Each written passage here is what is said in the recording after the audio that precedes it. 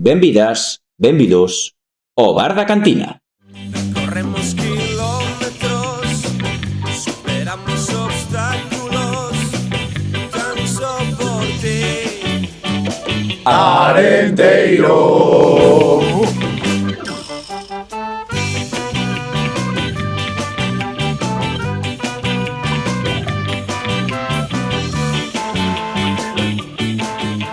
Pois moi benvidas e moi benvidos a todos e a todas unha semana máis nunha nova edición do Bar da Cantina e como sempre teño o meu carón a Milito. Moi boas noites, ou boas tardes, ou bons días, e a un parenteiro. Temos tamén connosco, como sempre, a Manuel Caíña. Hola, moi boas a todos. Recién chegado de terras catalanas temos o noso comensal, reporteiro, prensa acreditada, Pablo Marino. Moi boas, amigos. É a primeira vez que podemos decir boas tardes, porque ainda é de día. E, un poquinho máis lonxe, temos en conexión directa desde o estranxeiro ao noso grandísimo Carlos. Boas de novo, un placer estar de volta no Bar da Cantina despois dunhas semanas de ausencia por mudanzas e diversos imprevistos de diversa natureza e enxundia. Quería aproveitar para, antes de nada, debido a que levo unhas semanas sin participar, para facer públicas as miñas disculpas por un carné que repartín desde esta ventanilla. Na miña última participación no Bar da Cantina descalifiquei a unha persoa utilizando un término completamente inapropiado como foi energúmeno. Xa fixen chegar estas disculpas en privado, pero gustaríame tamén facelo en público e nada, a disfrutar agora un bo rato aquí cos compañeros no Bar da Cantina. Pois sí, señor. Te honra. Bueno, Don Carlos. Un poquito cagueta. Recollido de cable desde Escocia. Exactamente. Ainda se vexe o cable cruzando máis. Pois aquí estamos unha semana máis, unha semana pois que temos de todo, non? Temos por un lado o noso debut no que é na primeira federación con derrota, para que non o sepa, por 1-0 no campo Nasti de Tarragona, e por outro lado temos xa que estar pensando en que, Milito? Pois no próximo partido contra a SD Logroñés, e para elo teremos un convidado especial que nos informará de como está o noso próximo rival e, como non, comentar as fichaxes de última hora do noso ben querido Club Deportivo Arenteiro. Sí, un pouquiño, temos bastantes temiñas hoxe. Perdón, ven o podcast quentiño, teño boa fe delo. O que pasa é que antes de empezar eu creo que é importante coller forzas polo que hai que nutrirse e hidratarse, non? Exactamente, así que mentras escoitamos o noso tema que nos vai poñer o coproductor, imoslle empezando con uns anacos de... Dínlo ti, Marino. Pois temos aquí para catar unhas deliciosas galletas coñecidas como tetillas de monja de canela, neste caso, que son proporcionadas ou regaladas, un agasallo por parte de Rita. E imos catalas aquí, non hai promoción, que hai que decir que recordamos todo o mundo comprar tartas, xa sabedes de onde, non? De onde, Kai? De Cheese Carva Cake. Aí. E imos probar isto antes de empezar, non? Para coller forza. Pois señor. Gracias, Desde aquí agradecerlle a Rita.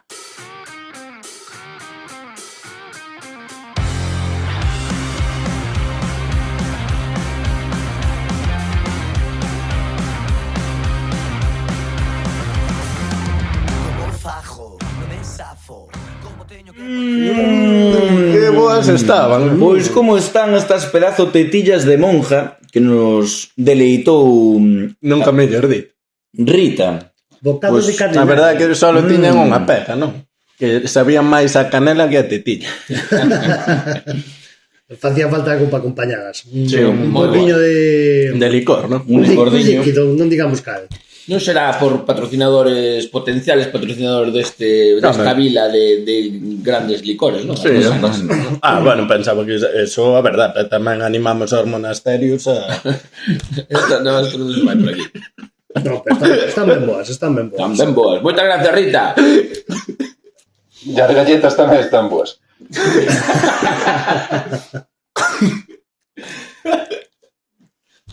Bueno, pois nada. Bueno, pois ahora sí que vamos dar paso ou ímonos poñer moi É que está aquí o coproductor ríndose porque pon a caixa 100% natural. vamos con cousas serias. Vamos falar do que foi a nosa primeira derrota no noso primeiro partido na primeira federación, que non foi nin nada menos que no campo do Nástic. Pois sí, derrota con 1-0, partido que, bueno, logo analizaremos con máis profundidade. Nada, vamos comentar un poquinho como cada partido, a crónica e os datos máis obxectivos do partido. Bueno, Javi optou por finalmente unha liña de 5-2-1-2 que dixo en roda de prensa. Bueno, 5-2-3 podría ser tamén. Bueno, cabe destacar de que acertamos a alineación no bar da cantina. Nada, a alineación pois é a que xa coñecedes. Diego en portería, Jordán en Ramos polos flancos, un na dereita como Jordán e outro na esquerda como Ramos, e o trío de centrales foi o de Ger polo lado dereito, Vitra no carril central e Pol no central esquerdo. Logo xa a liña de doble pivote de Alex Fernández e Curro Ribelot, por diante enganchando xogaba Pibe e arriba Miku e Delgado. Cabe destacar que foi moi parecido o tema defensivo, bueno, parecido non, foi exactamente igual, donde Pibe baixaba a banda dereita e Delgado a banda esquerda a hora de defender.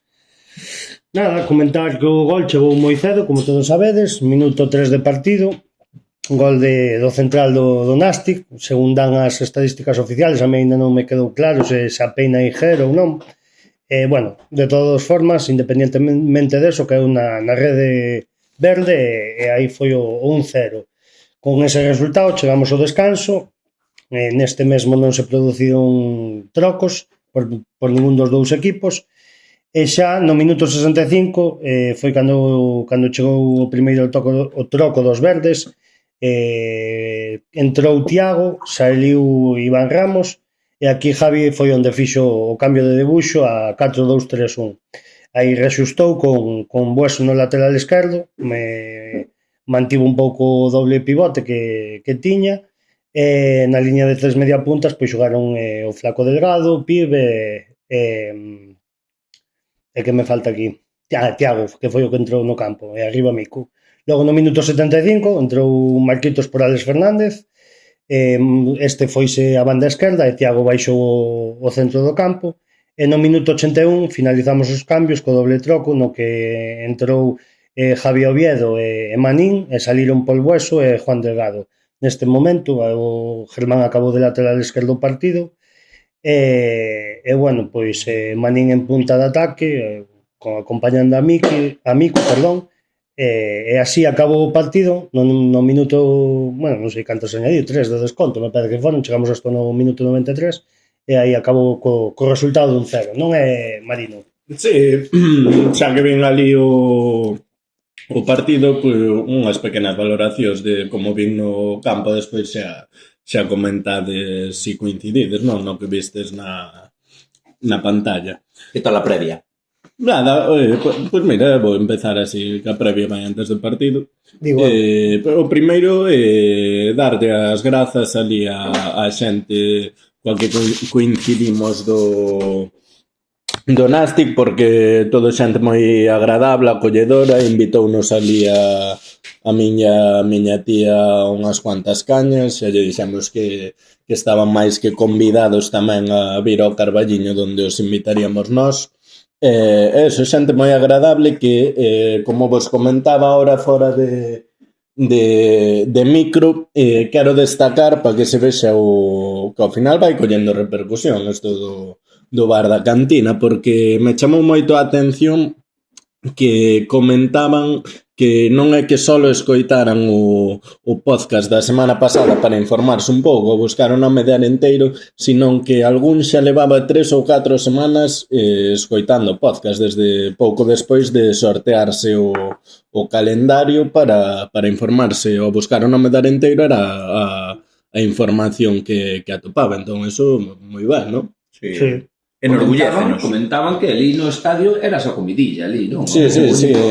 O bar da cantina, o bar da cantina. Pois sí, ali estaba o bar da cantina. Cuchicheaban, non? Ao pasar, decían, xo, o bar da cantina, sí. Hai unha foto que caería, seguro. Sí, home, sacamos ali un par de fotos, podemos subir algunha máis despois ás redes, non? Xa gastemos. Fuches en modo estrella del rock e encima sen pagar ninguna consumición na previa. Sí, todas as cañas que tomamos ali na previa, a miña tía máis eu, foron pagadas por aficionados do Nástic. Bueno, xa despois pasando ao partido, ao fin e ao cabo a previa, bueno, tampouco destacar que, bueno, durante o día fixo moita calor e, sin embargo, acercándonos á hora do partido empezou a chover, entón, bueno, ao final a entrada non era unha maravilla. Decían por ali que moita xente ao mellor pois non fora porque daban chuvia e tal. Estábamos algo menos de 3.000 aficionados que nese campo parecía que estaba completamente vacío. A capacidade recordamos que é de 15.000. Ainda así, Marino, antes de que continúes, víase vacío pola retransmisión, pero ainda así foi unha das mellores entradas do fin de semana no novo estadio. Sí, por lo menos no grupo 1. Correcto, estuvamos vendo as entradas e o que máis tiña con diferencia era Riazor con 20.000, despois Córdoba, bueno, non só o grupo 1, considerando todo, Córdoba 9.000 ou por aí se movía, despois, bueno, un par deles con Ferradina, tal, pero de sétimo ou por aí se movería a entrada. Sí, por aí máis ou menos. Sí, pero bueno, o campo hai que destacar que se ve moi grande. Comentaba Malio, un aficionado, que a parte alta de enfrente de tribuna, a grada divídese en dúas partes. A parte alta, en partidos normales de temporada xa nin abren porque nunca se chega a encher, nin se necesita, solo abren en partidos estilo playoff ou así. Claro. Vale, despois... Bueno, vamos con a chicha, María. Vamos con a chicha. Estaba ben comentar un pouco así o ambiente. Comentar un pouco, como ao fin e ao cabo hai que repetir que é o noso primeiro partido da historia en primeira red. Que pode ser un dos máis lexanos. Sí, Pode ser, non? Sí, O que máis, bueno... Se cada Alcira por aí podía ser. Alcira está antes, Barcelona está un pouquinho máis. Non sei se o mellor algunha vez as illas, quizáis, viaxou... Refires Vale. Da historia do Arenteiro. Podría andar aí. Sí, bueno, a mellor... En kilómetros por aí andaría. andaría. Alcira, sí, por aí se moverá. Bueno, vale. Índonos ao partido. A impresión desde ali foi inicio, vou decir directamente, catastrófico, porque xa non só polo gol, que, bueno, eu creo que é un pouco de mala suerte que che caiga aí e pode condicionar un pouco, minuto que non era ningún minuto 4, non? 13 e pico. 13 e pico, foi prácticamente sentarse e recibir ese gol, que coincido con Milito, que eu tampouco acabo de ter claro quen é o que apeina. Ese desconcerto eu creo que se estende aproximadamente uns 20 minutos, que é o peor de todo o partido, eses 20 primeiros minutos nos que o Arenteiro non logra facer absolutamente nada, pero ao mesmo tempo o ritmo que impón o Nástic é tremendo, é increíble, e mesmo os aficionados que estaban por ali, tamén dentro do campo estábamos con xente do Nástic moi agradable, falando tranquilos, tamén destacaban que non recordaban un Nástic tan intenso, que esos 20 primeiros minutos foron increíbles. Sí. Donde recordamos tamén que levaban uns 14 anos sin ganar o primeiro partido. O primeiro partido. No, xa avisábamos desde aquí, que era un equipo que iba a salir a presionar alto e con moita intensidade. Os primeiros 20 minutos uníronse as dúas cousas. Non fatal, pero é que eles un ritmo altísimo, presión alta. A partir do minuto 20 si que cambia un pouco, o Arenteiro empeza polo menos a ter un pouquiño o balón, aínda que non soubera que facer con el, a mantelo un pouquiño.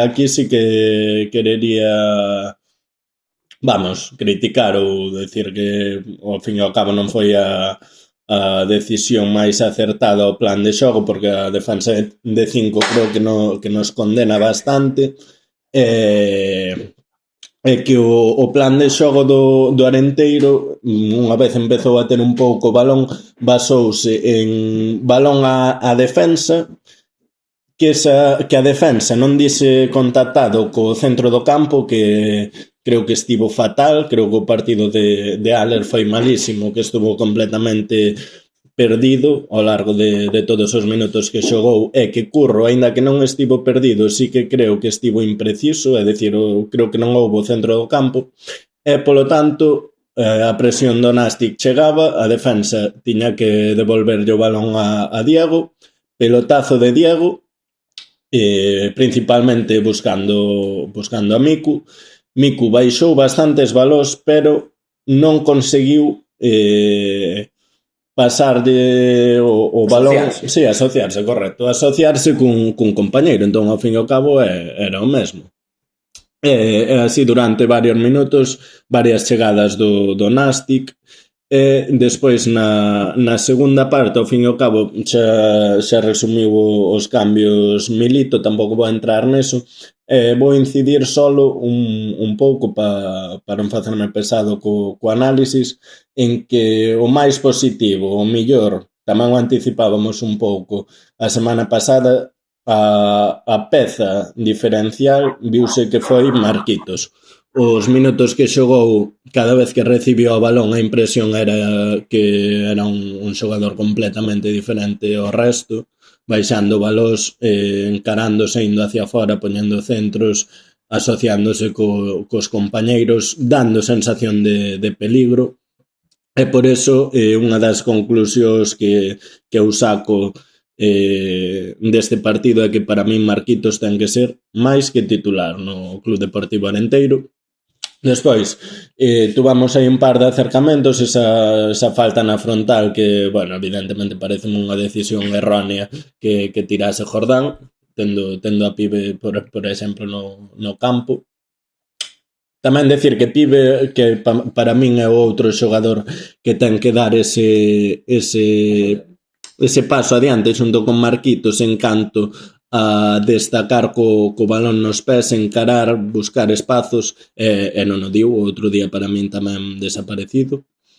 E despois pois pouco máis. Eu, a verdad, quedaste ca sensación de que, bueno, na primeira parte é curioso que no resumo, non sei se a audiencia viu o resumo do partido, é curioso que para min a ocasión máis clara xustamente non sale. Na primeira parte hai un pase atrás de Jordán, un pase raso, que non me acordo quen é o que remata. Estuvémolo vendo aquí antes of the record, porque era unha xogada Jordán, como dis ti, despois dunha boa acción de Pibe no centro do campo. Jordán encontra espacio polo carril dereito, chega á área ou pisa a área, pase raso atrás e remata Juan Delgado, vale. Pensábamos que quedaba na mau dun defensor do Nastic. Sí, ali houve un pouco mítica protesta, pero non me arriesgaría a decir. No, vendo a xogada repetida non eu penso que non hai nada. Hasta pola forma de que rebota o balón, parece que lle dá no peito. Forza, sí. Parece que lle dá no peito, sí. Sí, pero con todo iso, ao final a conclusión do partido xeral é que te podes ir a decir, pois sí, ao final aí incluso ao mellor se puido empatar, pero eu creo que é máis realista incluso pensar que se che metían 3 tampouco te tiñas que extrañar, porque as chegadas ao final viñeron por parte deles e o Arenteiro non logrou crear nada. Entón, pois eu a verdade que co xogo son bastante pesimista, porque creo que é necesario cambiar ese esquema, introducir xogadores, digamos, de calidad para intentar un pouco pois chegar a outra área, que ao fin e ao cabo non só vale con intentar buscar que non che metan, tamén hai que marcar, e non pode basarse toda a estrategia ofensiva do equipo nun pelotazo, baixar o balón e o que surxa. E esa é a miña impresión, un pouco como vistes vos. Sí, eu moi de acordo en líneas generales, non vou decir moito máis do que dixeches, porque a verdade que foi tal cual o describiches.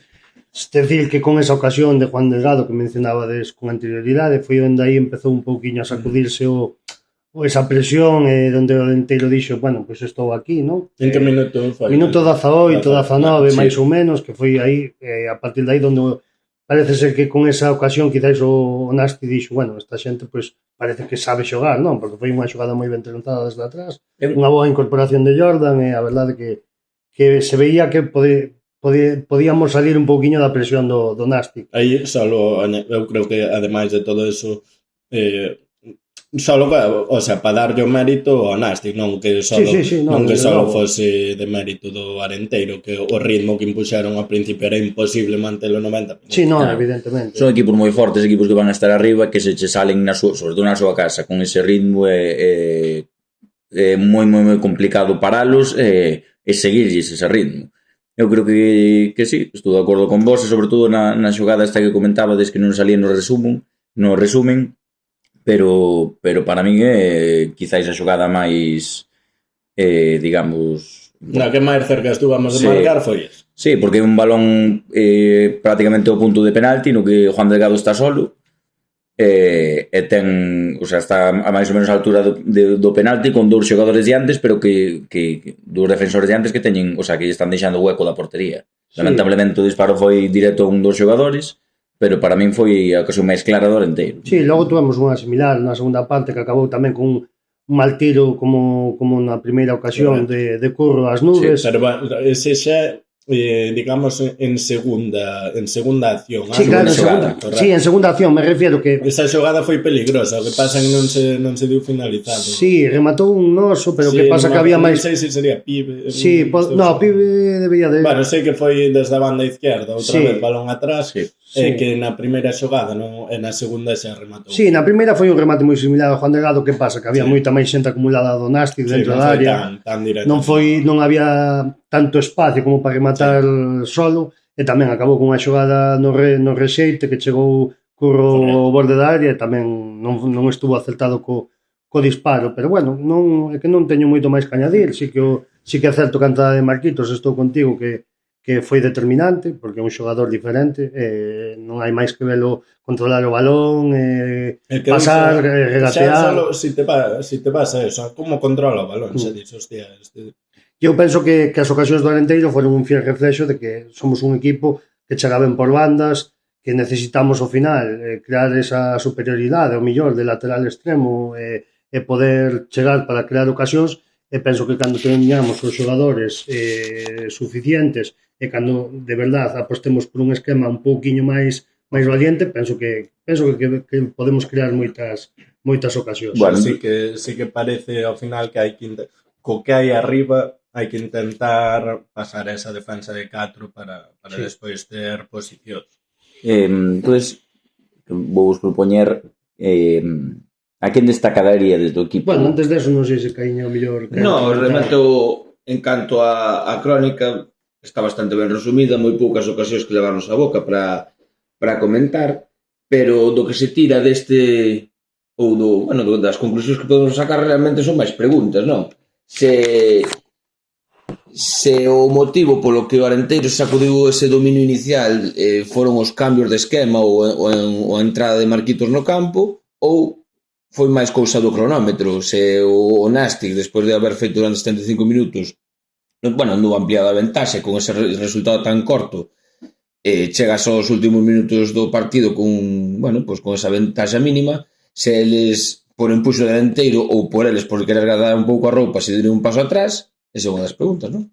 Ou se estamos nun déjà vu, porque non para de virme a cabeza a primeira tempada en segunda federación, aunque, é moi cedo, o primeiro partido fora da casa contra un moi bo equipo e tal, non se pode sacar prácticamente ninguna conclusión.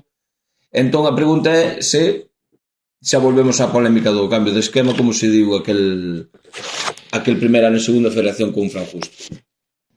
Eu penso, tratando de responder a segunda pregunta e centrándonos só no primeiro partido, penso que son contextos distintos porque daquela foi na Lomba contra o Arosa, que era un rival que, bueno, pues iba a estar na nosa mesma categoría no senso de que iba a loitar por tratar de non descender, que ao final eles descenderon e nós non, perdimos un 0 ali dun córner, unha xogada dun córner ali rara e tal e cual, mentres que o primeiro partido deste ano contra o Nastic, pois o Nastic, como se fixo nas porras neste mesmo podcast, é un equipo que vai estar arriba, que fixo unha pretemporada seria, creo que lle ganou incluso ao Zaragoza, un partido de pretemporada que é un clásico que sempre xogan todos os veraus, Nastic e Zaragoza, e a verdad que no que respecta a nós foi coincido co análisis de Marino, foi un golpe de realidade en certo modo esperado, esta benvida dura unha nova categoría. O Nastic dominou os primeiros 60 minutos, pero en calquera caso a clave foi que o noso porteiro Diego tuvo un día expirado, conseguimos chegar cara ao final do partido con solo un gol de desventaxa, e tamén coincido cos cambios, en que os cambios tanto Tiago como Marquitos lle deron outro aire ao equipo. O Nastic desinflouse porque físicamente era insostenible esa presión tan alta que estaban facendo, que obligaba a Diego a despexar e nós non poder xogar no centro do campo, e ao final, pois ainda, tampouco vou a dicir que os encerráramos atrás, pero ainda tuvemos a vidilla esta de saber se podíamos empatar ou non. Penso que a gran parte dos partidos nesta categoría, tanto na casa como fora, van ser así. Tamén penso que se chegáramos ao minuto 80 perdendo 3-0 ou 4-0 non nos poderíamos sorprender o volume e o nivel das ocasións que tuvo o Nastic, pero bueno, en calquera cousa pois pódense sacar, considero, conclusións positivas do partido. Hai cousas a mellorar, obviamente, pero como dixen ao principio, foi un desarrollo, un recorrido do partido que seguramente todos poderíamos esperar, chegado a certo punto. Bueno, pois non sei se queredes añadir vos algunha impresión. Non moi máis. Simplemente vou añadir antes de pasar ao que fixamos despois do partido, non? Mencionalo rápido. Vou engadir só a hora que me estaba acordando unha impresión dun aficionado do Nastic, ao fin e ao cabo outro punto de vista importante, non? E no descanso ali falando con a súa frase directamente foi, bueno, referíndose á primeira parte, bueno, por lo que veo tenéis un equipo bastante flojito. Bueno, pois que non cuspa moito para arriba. Despois xa veremos, pero o que me refiero é que a impresión no campo na primeira parte foi clara. Bueno, normal, se só te ves os 45 minutos, se só coñeces eso do Alenteiro, pois é normal que hasta poidas pensar así, pero bueno, isto é moi longo. Claro, o que suele decir, o que dicían moitos entrenadores, que é unha frase moi curiosa, para a semana máis oportunidades. Entonces, pois... Bueno, resumimos un pouquiño o que fixamos, non, despois do partido. Sí, rapidamente. Pois, eso, tamén para dar así mérito un pouco a esta iniciativa do Bar da Cantina, que mes e pico despois de empezar, pois xa chegou a súa primeira roda de prensa nun estadio como o do Nastic, non? Gracias a Milito. Señor acreditado. Con acreditación. Eso teño que decir que eu simplemente ali, por estar ali, tocoume, pero eu non fixen nada. Eu doulle aquí os méritos a Milito, que foi o que contactou co Nastic, que permitiu que estivéramos, fun eu, pero estivemos todos ali na roda de prensa, facerlle unhas preguntas ali a Javi Rey. Fixeches pregunta, non escoitei no vídeo das redes. Creo que algunhas cortou, non? Iba a pasar a eso despois. Debía ocupar moito o vídeo para subirlo a Twitter. Sí, madre mía. Bueno, foi o meu debut como acreditado nun campo bastante importante para debutar ao fin do campo.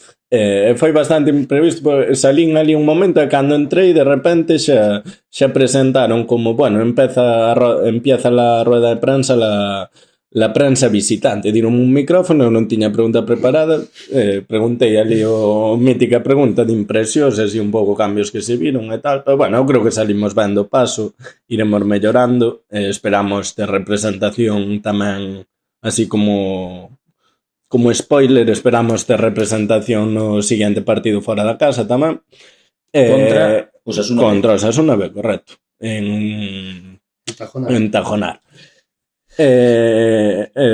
Pouco máis, simplemente quería comentar un pouco o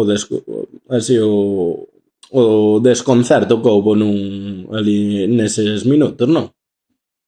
O desconcerto? O desconcerto ao cruzarse con xente do... Non sei, algo... sí. Que che pasou? Comentamos, eu non agradecerlle, por exemplo, a aqueles xogadores do Arenteiro que se prestan a dar unhas palabras que parece ser que foron moi cercanos contigo, moi cercanos, ¿no? Teño que decir que é verdade, antes da roda de prensa preguntámoslle a Manín tamén se nos daban unhas palabras, estaban estirando, eu tiña que ir para a roda de prensa, entón non diu tempo, pero bueno, estaba cercano como sempre, disposto para falar. Pol Bueso moi cercano, xa tamén puxamos as súas palabras, Iván Ramos moi cercano, con todos os que nos paramos un momento ali a falar, todos moi cercanos, darte as grazas, pero non pasou o mismo con alguén antes de eso, só quero tamén agradecer a tanto o adestrador do Nástica, Daniel Vidal, o seu xefe de prensa, Adrián Batiste, pois que nos deran a posibilidade de estar ali o fin de semana. Unome ese agradecemento. Tamén comentaren antes que decía, antes foi curioso no momento no que me deixaron pasar, porque claro, eu cheguei ali ca camiseta do Arenteiro e o jefe de prensa pues, dixo, no tienes outra camiseta, porque en rueda de prensa no se puede entrar con camiseta ni del equipo local ni visitante. Non daba crédito, non, o que pasaba. Pero nada, dixenlle que non, e bueno, dudou aí un segundo, pero bueno, xa dix, bueno, venga, pasa, e o bar da cantina fixo a súa pregunta. Haberá que facer camisetas do bar da cantina. Igual foi ese o motivo polo que te torcen a cara os certos directivos do Arenteiro. Sí, eu a verdade teño que reprochar aí que 1000 kilómetros topaste con alguén da directiva ali na zona de prensa, e cada vez que nos cruzábamos torcendo a cara, sin saludar, a impresión era que este membro da directiva é un maleducado de manual. Como definiría a Carlos para ter que pedir disculpas a próxima vez? Prefiro manterme ao marxe desta e non ter que dar disculpas 2 programas seguidos. Non, pero eu disculpas non vou dar porque teño clara a sensación e a realidade. Entón, quería que a audiencia sepa que a directiva, un membro da directiva non estivo nada correcto, nin cercano, nin bueno, neste aspecto o reproche é completamente justificado e desde aquí aproveitamos para censurar este tipo de actitudes que non son de bo gusto. Bueno, ao final son 1000 kilómetros, pero como se o próximo partido fora o Osasuna, o próximo en Galicia creo que vai ser en Barreiro, se cho fan na sala de prensa das instalacións do Celta tamén che jode. Sí, correcto. O que pasa é que nesta un pouco máis destacable é o mítico isto de que, bueno, a mellor cruzaste con alguén do Carballiño en Maside, a mellor non nos saludas, pero cruzaste en Madrid e de repente, hostia, bueno, pues ligando un pouco a ti.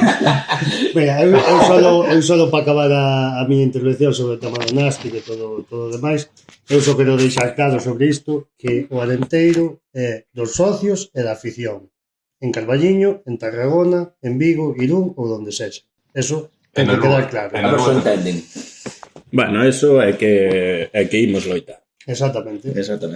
Pois, para loitar damos paso o que ven o fin de semana, que non é nada máis ni nada menos que o noso próximo rival, a AS Logroñés.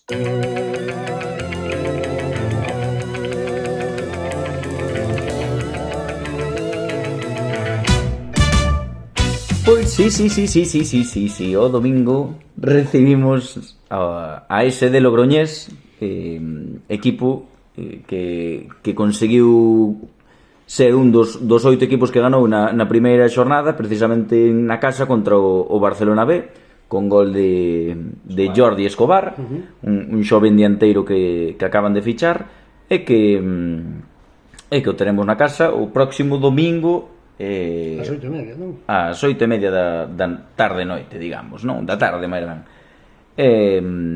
Pois, que mellor información deste rival que que tendo con nós, nos nosos micros, a Rubén Domingos, da cadena SER de La Rioja, que dende aquí queremos agradecer a súa disposición, non? Cando nos puxemos en contacto con el para falarnos un pouco do que será o Logroñés, e que en todo momento pois deu-nos facilidades pois para todo o que necesitáramos e para estar aquí con nós hoxe comentando un pouco o rival. Así que creo que sin máis o mellor que podemos facer é dar paso á entrevista hoxe con nós de Rubén Domingos.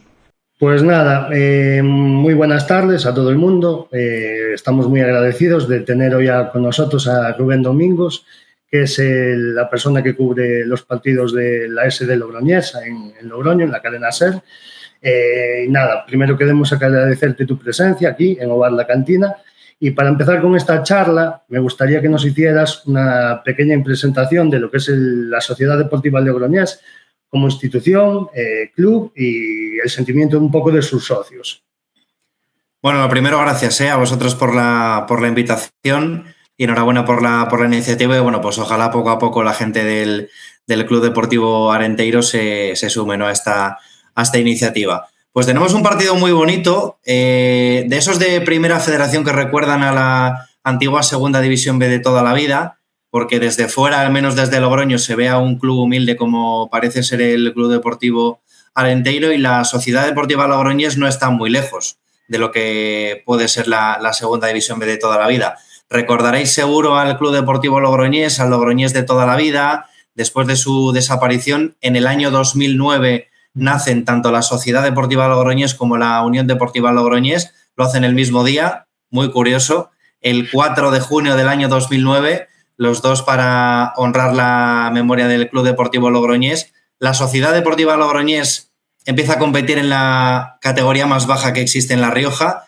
Es cierto que aquí sales ya a competir directamente en la regional preferente, tercera federación, segunda federación y hasta llegar a la primera federación actual. Es un club de fútbol popular, un socio, un voto. Aquí no hay campaña de abonados, hay campaña de socios, porque los socios participan directamente de las decisiones que toma el club durante la temporada. La temporada pasada era uno de los 3 presupuestos más bajos de todo el grupo. El año pasado en la división este-oeste que planteó la federación, y este año, a la espera de que se cierre el mercado el próximo viernes, a nivel presupuestario tampoco ha habido un cambio importante. Aquí el dinero va prácticamente al día, un club humilde, un club trampolín, ¿no? Dicen muchas veces de futbolistas que llegan con intención de reivindicarse o de dar un paso adelante en su carrera, y no son pocos los futbolistas de la Sociedad Deportiva Logroñés que lo hacen muy bien aquí en Logroño y que encuentran mejores destinos los años siguientes. A eso estamos muy habituados también por aquí, ¿no? Sí. Lo vimos nuevamente este año. Por nada, simplemente para empezar a comentarte, bueno, hablar un poco acerca de vuestro entrenador, ¿no?, de Jordi. Vimos que es un entrenador con amplia experiencia en la tercera división y en lo que era la antigua segunda B. Entonces, preguntarte, para tener nosotros un poco de información para el domingo, para saber a qué nos vamos a encontrar, ¿qué nos puedes contar acerca de lo que propone él, de su manera de juego? Y por otro lado, ya dentro del equipo, ¿cuáles ves que para esta temporada son los puntos fuertes y los puntos débiles de la SD Logroñés? A mí de mano me sorprendió la elección, yo que llevo ya siguiendo fútbol de tercera categoría, por así decirlo, 6 temporadas, por supuesto las 2 últimas en Primera Federación. Me sorprendió porque no es uno de esos nombres que estaban habituados a relacionarse, a vincularse con la Primera Federación. Sin ir más lejos, el año pasado Jordi estaba entrenando al Tortosa de la Segunda División de Cataluña, por lo que sorprende la elección. Es cierto que se cambia la estructura después de 2 temporadas muy buenas de la Sociedad Deportiva Logroñés, esta última con Miguel Chocarro como director deportivo ahora en el San Fernando y con Raúl Llona como entrenador, ahora el míster de la Cultural. De Jordi Fabregat, aparentemente no va a haber un cambio muy brusco en cuanto al estilo, parece un equipo que él en sus comparecencias, amante de la pelota, quiere someter al rival a través del balón. El fin de semana pasado ante el Barça lo hizo en la medida de lo posible. Es verdad que se enfrentaban 2 equipos habituados con esa querencia a tener la pelota y a someter al rival a través del del balón, lo consiguió en momentos puntuales del partido y aprovechó para adelantarse en el marcador. Sí que hubo otras fases en las que el Barça, con futbolistas muy jóvenes pero de mucho talento, tuvieron la pelota, rozaron el gol en varias ocasiones y, por qué no decirlo, merecieron al menos el empate en el partido. Es un poco incógnita, ¿no?, lo que se va a encontrar el aficionado de la Sociedad Deportiva Logroñés cuando su equipo juegue fuera de casa. En casa parece que tienes más argumentos, ¿no?, para tratar de someter al rival en un campo, además, con la particularidad que tiene OES Piñedo, por lo que es una incógnita saber si Jordi Fabregat va a deshacer ese 4-1-4-1 con el que está arrancando la temporada, si puede reforzar un poco ese centro del campo. Virtudes de este equipo: parece un equipo bastante fiable defensivamente, lo poquito que le hemos visto en pretemporada, y que tiene una gran estrella para mí, aunque solo llevamos una jornada de liga. Habréis visto, si no lo habéis hecho os lo recomiendo, el tanto de Jordi Escobar el domingo ante el Barça Athletic. Un golazo, un futbolista de otra categoría que tiene una oportunidad fantástica aquí en Logroño para reivindicarse después de pasar por las canteras del Valencia, del Barça, del Almería. La temporada pasada en el Betis estuvo lesionado prácticamente todo el año por una lesión de tobillo, y a largo plazo creo que puede ser una plantilla excesivamente corta, que si hay bajas en determinadas posiciones puntuales que quizá no están del todo reforzadas, solo hay un lateral derecho, por ejemplo, a la espera de que pueda llegar uno más sub-23 de aquí al próximo viernes. Creo que sí le puede hacer un poquito larga la temporada, más allá de que, obviamente, empezar con 3 puntos te da ese margen, ¿no?, para ir a visitar al Club Deportivo Arenteiro este domingo con la sensación de que todo lo que sumes va a ser bueno. Sí. Pues un poco hablando de esto que nos has contado, que has destacado a Escobar, ¿no?, vuestro delantero. Yo me vi el gol y la verdad que fue una gran jugada, me sorprendió bastante. Es un chico joven. Ya nos adelantó media pregunta.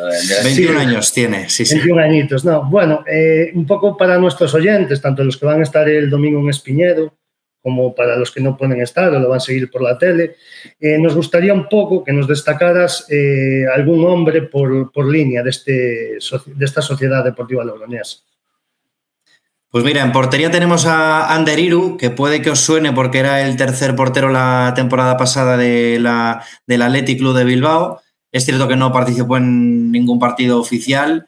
Desde Alevín en las categorías inferiores del Athletic en Lezamas, la apuesta este año de la Sociedad Deportiva Logroñés en portería. También del Athletic Club, este sonará seguro y a muchos oyentes del podcast, juega de blanquirrojo Jon Urteneche, después de varias experiencias internacionales, campeón de la Supercopa de España con el Athletic Club. Recordaréis también esa final de la Europa League año 2012 contra el Atlético de Madrid. Jon Urteneche fue titular en el lateral izquierdo. Y perdona que te corte, también fue exjugador de Real Club Celta de Vigo, así que aquí lo conocen bastante. Sí. Eso es. En el centro del campo destaca Javi Castellano, ya con 35 años, el ex de la Unión Deportiva Logroñés, más de 250 partidos con Las Palmas en el fútbol profesional.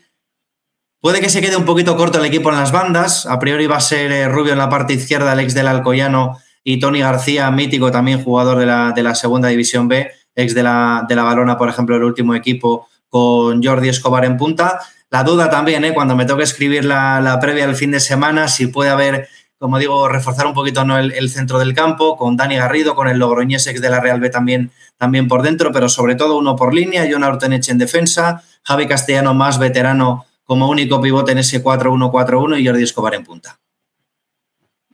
Pues impecable. Nada más que añadir. Exactamente. Pues, digamos, con todo esto, con lo que nos comentaste de la propuesta del míster, con lo que nos acabas de detallar con las líneas de ambos jugadores, ¿qué se propone para esta temporada 2023-2024 la SD Logroñés en cuanto a clasificación en objetivos? ¿Qué objetivos se marca? Pues mira, cuando terminamos el partido en nuestro carrusel deportivo La Rioja el domingo, mi primera reflexión fue preguntarle a los comentaristas: Raúl, Iván, quedan 43 puntos. Si situamos la cifra de la permanencia en los 46, no recuerdo la temporada pasada, pero sí que Raúl Iván hablaba siempre de esa barrera de los 46 puntos. Con 45 creo que te hubieses salvado por diferencia de goles, ahora no lo recuerdo en el grupo 2, pero el objetivo está muy claro. Al final, siendo uno de los presupuestos más bajos del grupo, en esta primera federación que os voy a contar, llena de transatlánticos, como el Deportivo, como el Lugo, como la Ponferradina, equipos recién descendidos a la tercera categoría. El objetivo es la permanencia, llegar lo antes posible a esos 44, 45, 46 puntos que te pueden dar la salvación.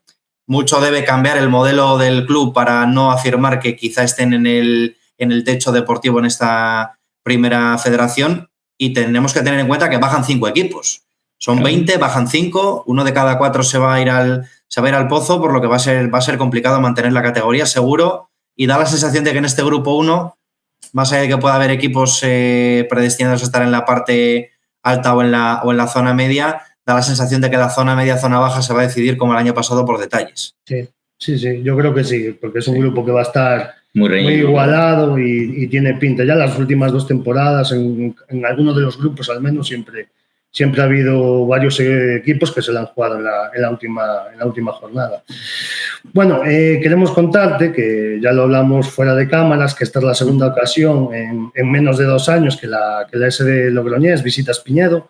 La primera, para quien no lo recuerde, fue en primera ronda de Copa del Rey de la temporada 21-22. Creo recordar que de esa plantilla el único que continúa, si mal no recuerdo, es Jaime Paredes, pero hay otros jugadores como el central Murúa o Pepe Carmona, que ya visitaron con la SD Salamanca los colores de la Espiñedo, con los colores de SD Salamanca, Espiñedo. ¿Cómo de conscientes crees que saldrán los rojiblancos ante la dificultad de un campo como Espiñedo?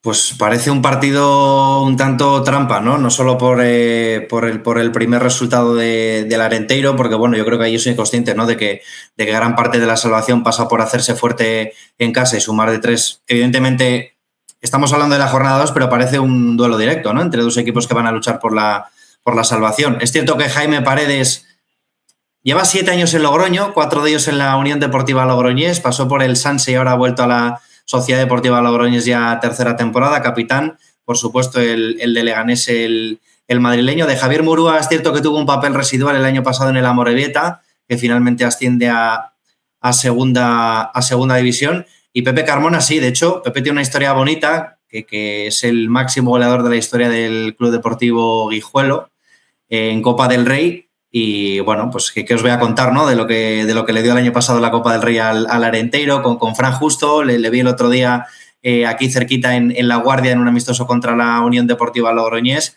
Seguro que será especial la vuelta del técnico con el Real Unión y bueno, con esa visita del Atlético de Madrid. Aquí en la Sociedad Deportiva Logroñés también el resto de clubes del fútbol riojano están inmersos en la fase autonómica de la Copa Federación. Ya sabéis, tienen que ser campeones de la fase autonómica, en este caso fase riojana. La Sociedad Deportiva Logroñés derrotó al Berceo por 5-0, un equipo de aquí de La Rioja de Logroño de tercera federación, y después de ser campeones de esa fase nacional, de esa fase autonómica, el que lo consiga tendría que superar 2 eliminatorias más en fase nacional. El Arenteiro creo que está directamente clasificado, ¿verdad? Para la primera eliminatoria como campeón de la segunda federación. Exactamente. Y quizás nos podríamos reencontrar, ¿o no? Sí, yo creo que sí, porque Arenteiro accede a esta Copa del Rey como equipo de segunda federación, aunque esté jugando este año en primera federación, si no me equivoco. Bueno, no, pero entonces no podría ser, porque si el... Bueno, claro, ellos se clasifican, claro. Accederían a través de la Copa Red. Sí, claro. En primera ronda nunca nos... Sí, el Logroñés siempre sería como un equipo de primera división. Exactamente. Bueno, ya para ir acabando... sí, para acabar ya de cara al domingo, ¿no? Como comentaba antes Milito, de la dificultad que supone un campo como Espiñedo, donde el público aprieta porque está muy cerca, prácticamente está comiendo en la oreja a los jugadores y a los líneas. ¿Qué crees, viendo un poco lo que propone el Logroñés, qué crees que será cuáles serán las claves para el partido, para ambos equipos también? Porque el Arenteiro sí que es cierto que el primer partido fue fuera de casa, fue un derrota en Nastic, y la gente también tiene ganas de ver qué es lo que va a proponer en esta primera federación en casa, ¿no? Entonces, ¿cuáles crees que son las claves para el partido del domingo? Bueno, tendría que ver un poquito al Arenteiro, ¿no? Me pondré seguro algún rato del equipo en Tarragona para preparar mi carrusel, para preparar el partido del domingo. Pero parece uno de esos encuentros y creo que va a haber muchos así en Oes Piñedo esta temporada, de pocos goles, ¿no? De ensayo-error, que el error del equipo rival cueste de verdad muy caro y que pueda marcar diferencias. Más allá de quien se imponga con la pelota, bueno, pues uno de esos partidos de segunda vez de toda la vida, de mucho balón largo, de mucha importancia de las acciones a balón parado. Imagino, vosotros lo conocéis mejor que yo, que no sea un mal momento, ¿no? Para visitar el césped, que pueda estar en su momento más álgido, ¿no? De lo que puede ser la temporada después con tanta lluvia. Esas imágenes, yo sobre todo recuerdo el partido ante el Atlético de Madrid de la temporada pasada. Bueno, da la sensación desde fuera de que va a ser un campo difícil de sacar puntos allí, y que al menos en cuanto al tapete, y si la propuesta de la Sociedad Deportiva Logroñés es también fuera de casa tener la pelota e intentar someter al rival a través del balón, bueno, pues que el césped también acompañe, pero intuye un partido cerrado, que se decida por mínimos detalles y de pocos goles. Y bueno, esta fue una noticia de esta mañana, por que pudimos ver, que hoy el Logroñés ha anunciado la incorporación de Fabián Lucci, que es un delantero que proviene de la Masía. Viene, creo que de edad juvenil, viene directamente sin pasar por el equipo B. Corrígeme si me equivoco. No sé si tienes alguna referencia de este chico, y también si crees que con esto, más lo que antes comentabas del lateral derecho, que sub-23 que está buscando la SD Logroñés, ¿crees que se dará por cerrada la plantilla? Pues mira, la Sociedad Deportiva Logroñés tiene 17 fichas senior, por lo que no tiene cupo ya para coger a más futbolistas mayores de 23 años. Ha llegado Fabián Lucci esta mañana para ocupar el hueco de Gonzalo Serrano, de un futbolista que tenía contrato el año pasado en la Peña Balsamaiso de Tercera Federación, club convenido, ¿no?, con la Sociedad Deportiva Logroñés, una especie de filial. Este año con dorsal ya de primer equipo, decidió salir finalmente del club. Parecía que no iba a tener muchos minutos, aunque tuviese dorsal de primer equipo. Pusieron fin a la relación tanto club como futbolista de mutuo acuerdo. Fabián Lucci, de 19 años, cantera del Rayo Vallecano.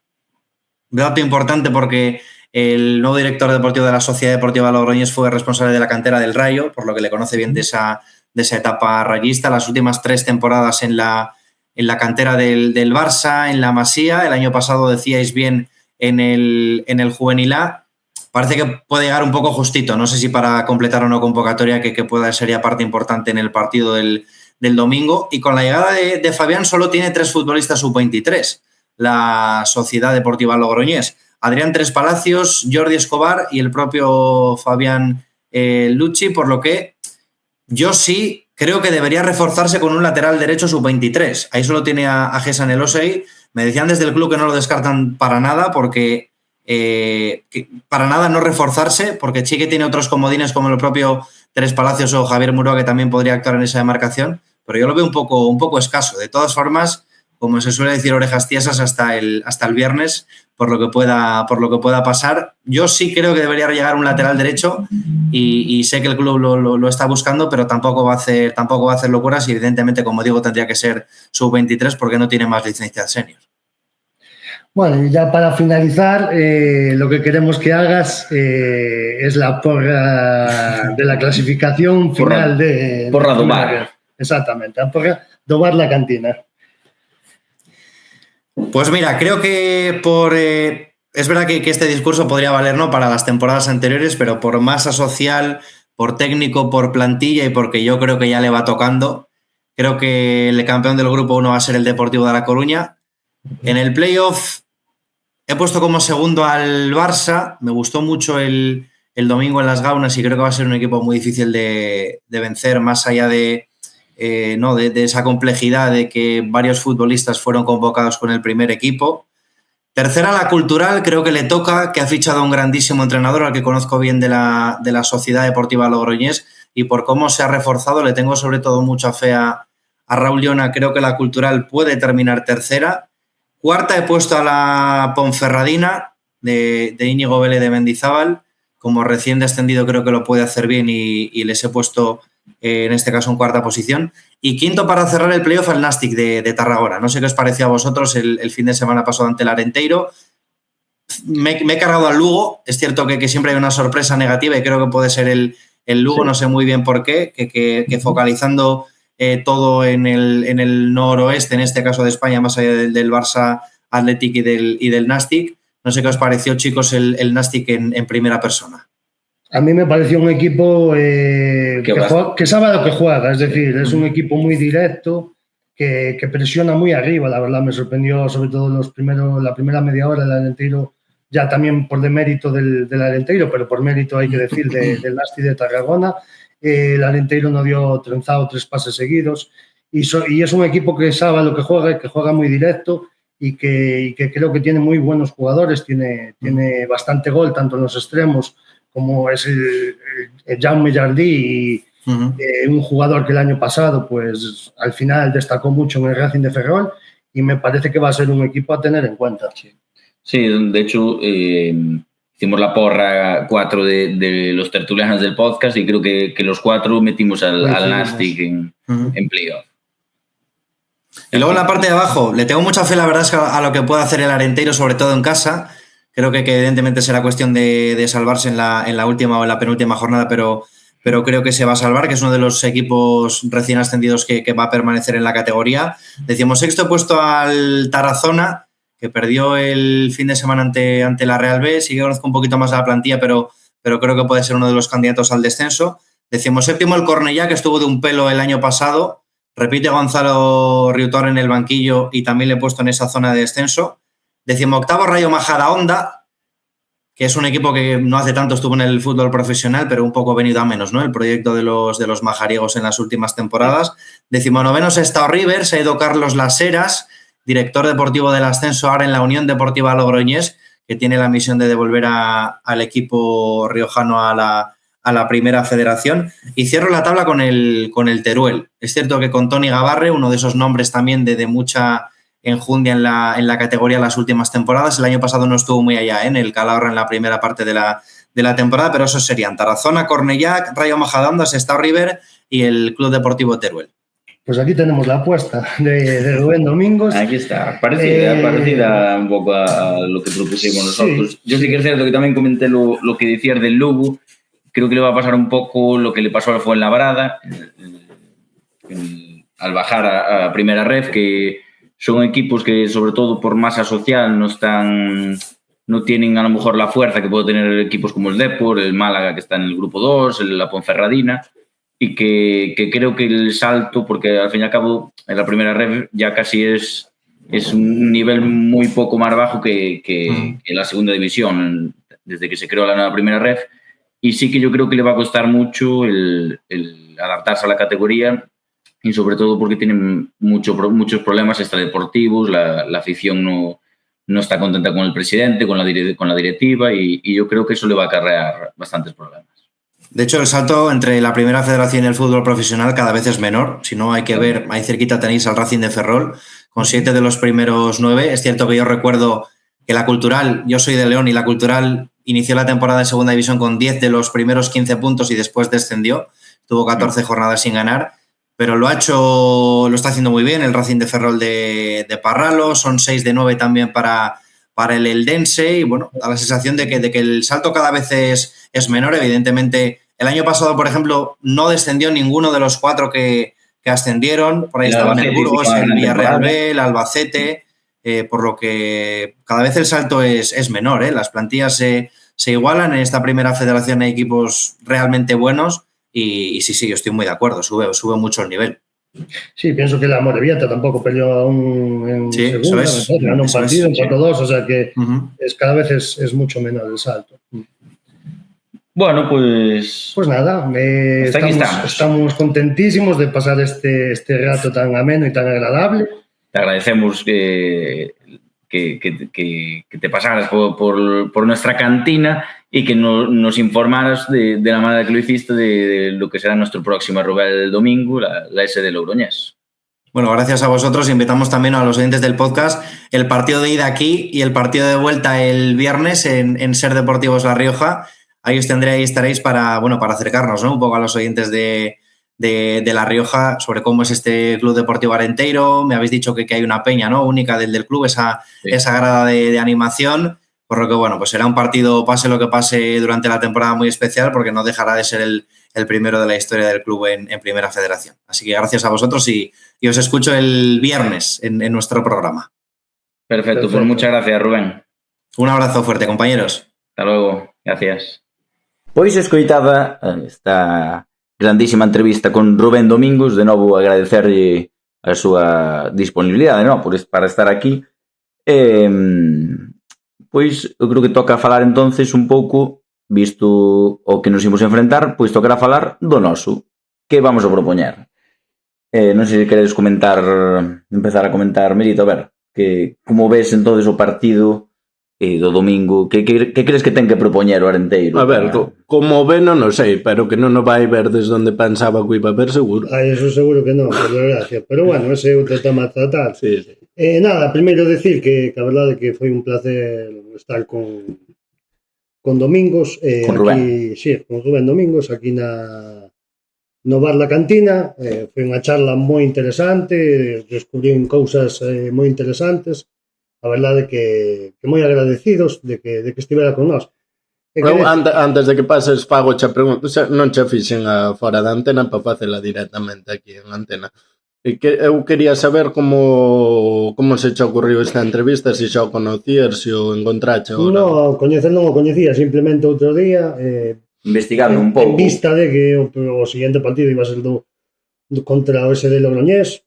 Metínme nos mundos de Twitter a navegar por ali, peligrosos ata que topei co seu perfil e vin que era unha persona que xa o ano pasado e este ano estaban todos os partidos do Logroñés radiando para Cadena Ser de Logroño. Bueno, intenteime poñer en contacto con el, houbo sorte, recibiu a nosa chamada, un home encantador que estuvo desde o primeiro momento disposto a vir aquí con nós e moi agradecidos dele por Vale, era simplemente, creo que era interesante saber un pouco. Sí. Bueno, e aparte destacar que esta colaboración continuará esta semana, dado que o Bar da Cantina foi invitado tamén ao boletín de Deportivo Ser Logroño este viernes, non? Exactamente. Sí, Cadena Ser La Rioja. Ainda estamos pensando en mandarte a ti, Carlos, a verdade. Bueno, non hai ningún problema. O tema é que deberíamos plantearnos se contribuir en gallego ou non. Bueno, eso xa, a ver, pódese negociar. Bueno, pasa o mítico isto de entrar na radio, das os bons días ou boas tardes, claro, e logo pasaste un pouco de cortesía. Por cortesía e respeto aos ointes. Exactamente. Exacto. Bueno, pues entonces, que debe propoñer o Club Deportivo Arenteiro se se quere levar os 3 puntos do domingo? Recordemos, no estadio, no Templo de Espiñedo, o primeiro partido na casa nesta nova tempada en Primeira Ref. Para min ten que ser un equipo pero ambicioso desde o principio. É dicir, na casa, salvo contadas excepcións, o mellor podes ter un planteamiento máis un poquinho máis defensivo, pero rivales como o Logroñés, que son sin desprecialo, ni moito menos, son os da túa liga, pois tes que salir a facerte notar no teu campo e que o pasen mal desde un primeiro momento e que sintan a presión que o Espiñedo, ateigado e encima do equipo rival. Espero unha defensa de 4, despois xa darei a miña alineación como a todos vós, ou podemos comentala entre os 4, ou, 5, perdón, Carlos. Bueno, eu penso que ten que ser un equipo ambicioso, que foi a súa seña de identidade de toda a vida, ir presionar moi alto, se che chega a gasolina hasta o minuto 70 que che chegue, se che chega hasta o 60 que che chegue, tes un banquillo e tes cambios disponibles. Eu penso que gañar o domingo en Espiñedo podese basar en eso, ser moi profundos, abrir moito o campo e intentar crear máis ocasións das que creamos outro día, evidentemente, porque senón evidentemente vai ser moito máis complicado vencer o partido.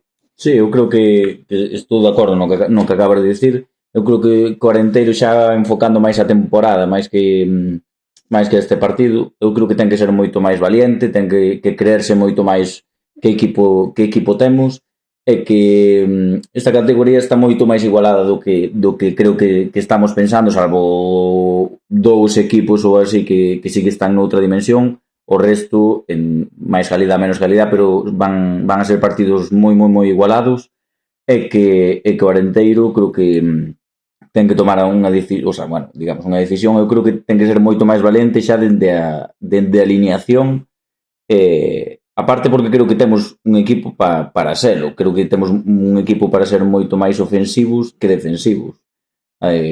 Arriba temos moita calidade, sobre todo ca última fichaxe, bueno, ca penúltima fichaxe de Luís Chacón, e creo que temos que salir a morder todos os partidos e moito máis en Espiñedo. Sí, eu máis que falar dos meus desexos ou do como enfocaría o partido, pois gustaría centrarme máis no que creo que se pasa pola cabeza neste caso o corpo técnico, que é pois empezar o equipo desde atrás, non? Empezar a blindar a portería, ascendes de categoría, estás adaptándote a ela ou empezando a adaptarte, non? Que é jornada 2, partido creo que sinalado en vermello por calquera que siga o Arenteiro, non sabe que vai xogar contra un rival directo como é ese de Logroñés, que a priori é un dos rivales que da parte baixa da táboa, das que en teoría se debe ganar ou se tentará sumar, non? Que non se poden falar de desexos, mas que hipotéticamente. Sí, nese aspecto, pois igual un plus máis de agresividade, un plus de dar un paso adiante.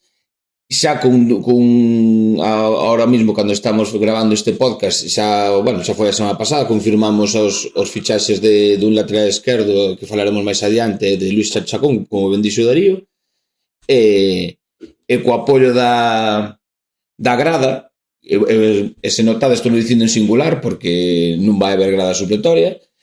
Exclusiva. Coño. Así de la nada, como se suele decir. Anticipáramos que non ibas ver o partido donde sí. O abono pan outra cosa. Entón, pois, opino que o Arenteiro, pois, debería, está claro que os partidos da casa, pois, son capitales a hora de poder optar a esta salvación. O partido importantísimo, polo civil ou polo criminal. Sí, como se suele decir. Creo que é unha final moi anticipada contra un rival pois moi directo, como ben dixo o compañeiro da Rioja, e tampouco creo que se van a sorprender eles, polo que dá a entender teñen o Arenteiro bastante fichado. Ao final os partidos da Copa do Rei expóñente, os rivales teñen televisión na casa, ven os partidos, saben que Espiñedo apreta, dudo moito que os sorprendamos por ese lado, pero bueno, de todas maneiras, pois como sexa. Sí, estou de acordo. Por non repetirme moito, porque ao final a opinión é parecida, simplemente recalcar que eu solo penso no +3 para este domingo. Recordamos, domingo ás 8:30, parece un horario bastante tarde para ser domingo. Espero que a iluminación polo menos sexa correcta, xa que vai ser necesaria. Despois, pois eso, espero un Arenteiro sobre todo máis atrevido, máis ofensivo, menos nervioso ca neste primeiro partido. E pouco máis podo engadir, ao fin e ao cabo logo xa imos comentar a alineación, e o partido pois vexo moi parecido a todos vós. Como ves ti desde Inglaterra? Estás en Inglaterra?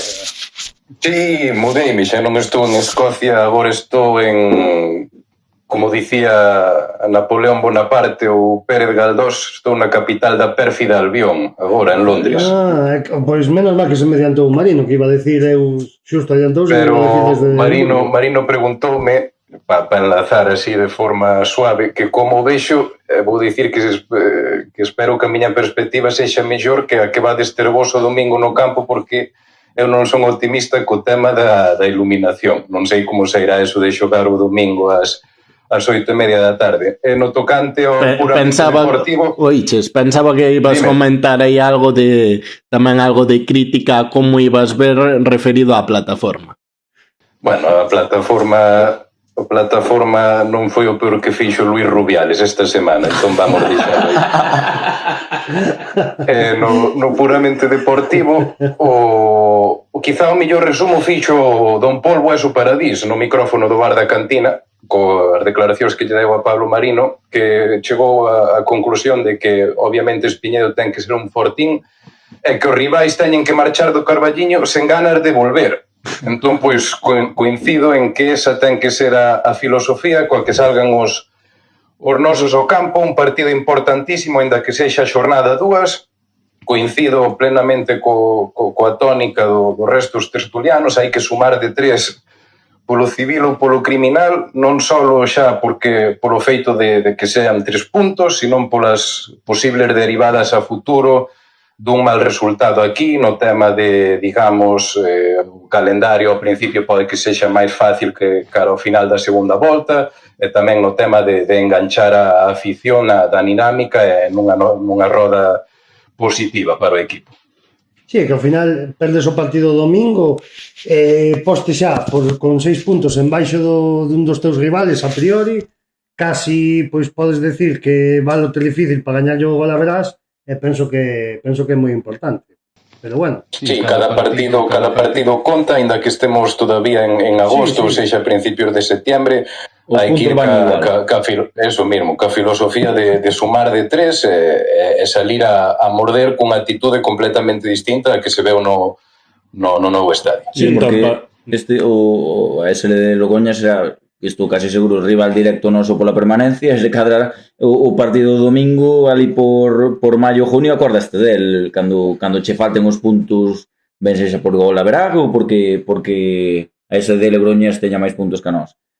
Entonces, bueno, supoño que ibas a decir algo parecido, que parece máis 3 quen son os 11 elegidos, Melito. Exactamente. Empezamos pola portería. Eu creo que non cabe lugar a dúbidas, sobre todo despois da actuación de Diego García en terras catalanas. Sí, para min tamén sería Diego a persoa indicada para estar na portería. Despois do que fixo outro día, ten o crédito suficiente para seguir debaixo do longueiro verde. Consideras que antes iba a facer a pregunta de que xogador destacaría do Arenteiro? Consideras que foi o xogador máis destacado do partido? Sí.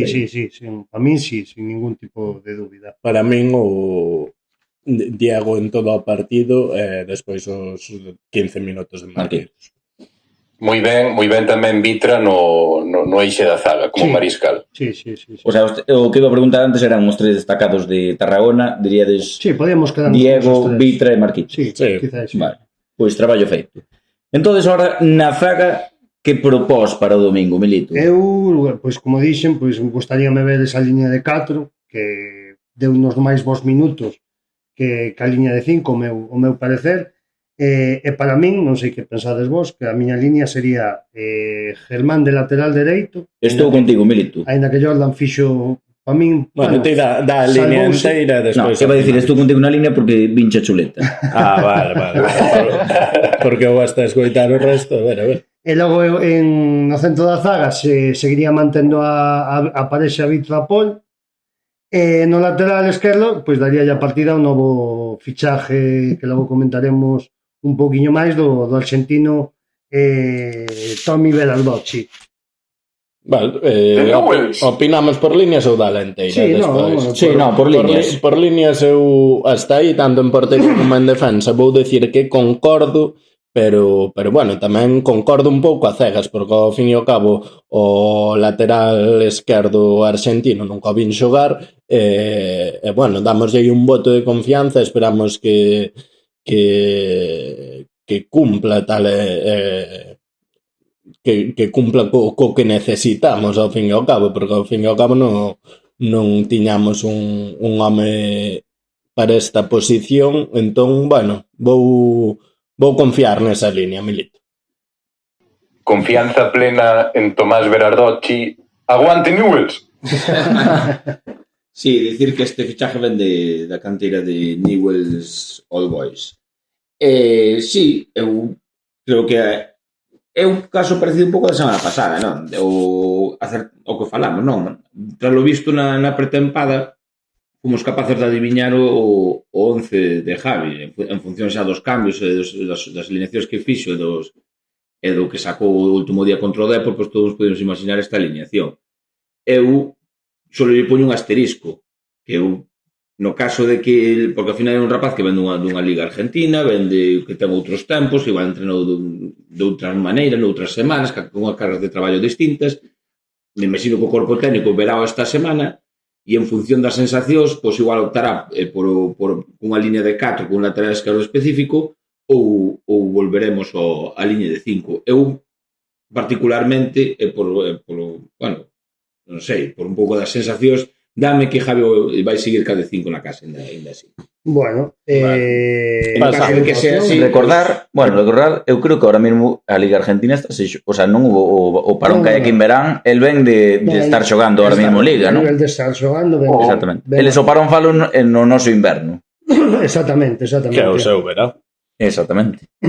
Bueno, teñen ali un formato distinto, non? Sí, fan mitad e mitad. Sí, de feito os contratos normalmente fannos hasta diciembre, que cando pero bueno, en categorías inferiores non sei ben se as competicións son así, tamén son así. Vale, logo imos volver sobre el medio do campo. Bueno, eu contando que espero e desexo que son aquí ambas veces coinciden que faga un 4-2-3-1 ou incluso un 4-4-2 podría ser, pola composición dos xogadores. No doble pivote eu penso que vai seguir mantendo, vai dar unha oportunidade máis a Alex. Esperemos que o partido do outro día pois fora un mal día, un accidente ou por así decirlo, e penso que van seguir xogando Alex e Curro nese doble pivote. Non admite dúbida ni discusión, bueno, porque Cruz ahora mismo non entra na ecuación, Romai creo que tampouco, Thiago podría entrar nun partido da casa, non? No que quere ser un pouco máis ofensivo, xogarte con 4-3-3 igual. Un medio centro máis creativo. Sí. Pero bueno, ahora mismo pode entrar tamén no 4-2-3-1 sí, por adiante. De feito xogou uns minutos outro día ali. Sí, pero bueno, dado o caso, ahora mismo creo que estamos no barco de Alex e Curro. Logo, pois, na línea de 3 que plantexamos por diante, pois creo que seguirá estando e debe estar Pibe na banda dereita. Penso que desexo tamén, espero que xa deixar atrás os problemas físicos que o mellor fixeron que non fora titular en ningún destes últimos partidos, entre Marquitos xa por fin na banda esquerda, como nos viña acostumando o ano pasado, aínda que personalmente espero que co fichaje de Chacón o mellor poida velo máis en partidos pola media punta. E creo que esa posición de media punta vai a exercer ou de segundo dianteiro, dependendo do esquema, se ao final é un 4-2-3-1 ou un 4-4-2, que xogue Thiago, que creo que merece a oportunidade, polo menos, de darlle unha titularidade e ver que pode pasar. Pois mira, estaba esperando a ver que decías, porque a miña é justamente esa, bueno, intuo que vas decir logo, justamente esa alineación, non cambiaría nada.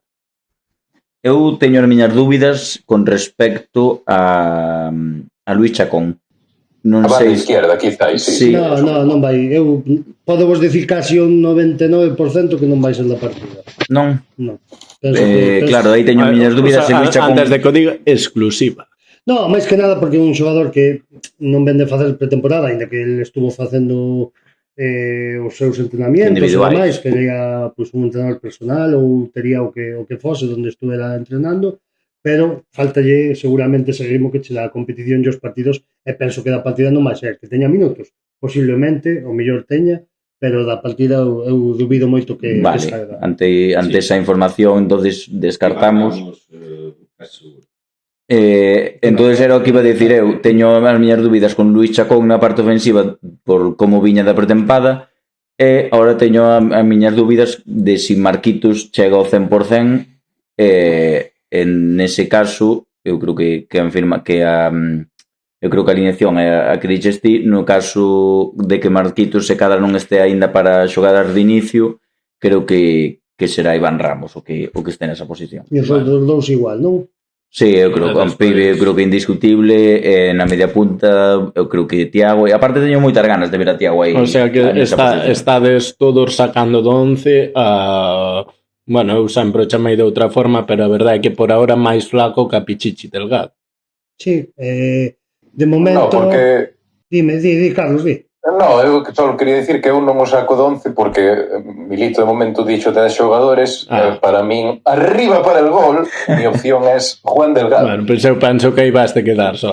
Sí, eu Sí, eu penso que sí tamén. penso que se quere sair a Mico, ainda que, bueno, seguramente haberá veces onde poida entrar Juan Delgado da partida se xogamos cun dianteiro e Mico na segunda. Non penso que o mellor se den en moitas ocasións, pero penso que cada o partido do domingo e que a importancia que ten, penso que os galóns deben de recaer en Mico a hora da faceta ofensiva. Bueno, eu dixen o que quería, pero o que creo, se cadra estou máis de acordo con Caíña de que salirá con defensa de 5, é posible que repitamos 11 bueno, 11 non, porque entraría Tomás de lateral esquerdo, pero un 11 similar ao que vimos en Tarragona. Pero de lateral e facendo función de carrileiro. Eu non o descartaría por como chegue defensivamente E mantendo a jorda. A ver, tampouco vimos xogar nunca, entón pois non sabemos se é un carrilero ou é un lateral máis do uso, non? É dicir, tú o que farías sería quitar a Iván Ramos e meter a Tomás. Sí. Non, o que faría non, o que creo que pode ser que faga. Bueno, entón ao final son varios minutos para non liarnos. Repita aí 11, Milito. Bueno, o que teño eu aquí anotado e penso que debería ou vai salir, espero que así sexa, sería o de Diego na portería, Germán na banda dereita, Berardochi na banda esquerda, e de centrales Vitra e Polbueso. Alex e Curro no doble pivote, Pibe extremo dereito, Marquitos polo lado esquerdo, Thiago de enganche ou de segunda punta e Mico como home máis ofensivo e máis adiantado. Vale, pois eu comento xa despois de Milito, porque me uno, creo que quero que sexa ese 11, solo, bueno, dudo aí un pouquiño con Juan Delgado se o daría introducido aí e non meter a Thiago, pero bueno, voume quedar con ese mismo 11. Vos? Eu tamén. Eu non sei. Día o teu 11, Kai. O que De de carrerilla, sí, de carrerilla. Diego en portería, pois gustaríame ver xa directamente no 11 xa o fichaje argentino Tomás, Vitra, Polbueso, Germán, doble pivote. Por aí igual. Sí, de Thiago Curro, Iván Ramos, Alex Curro. Gustaríame seguir vendo Iván Ramos na esquerda. Aí xa cambias con respecto a nós.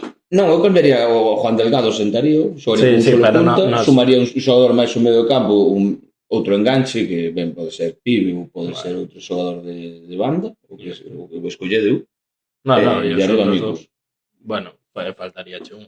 Manín titular. Sí. Bien, bueno, bien. Non me disgusta. 11 queña un pouquiño diferente. E o teu, Carlos, o mismo con Pichichi. No, máis que nada, se me perdes, eu tamén aposto.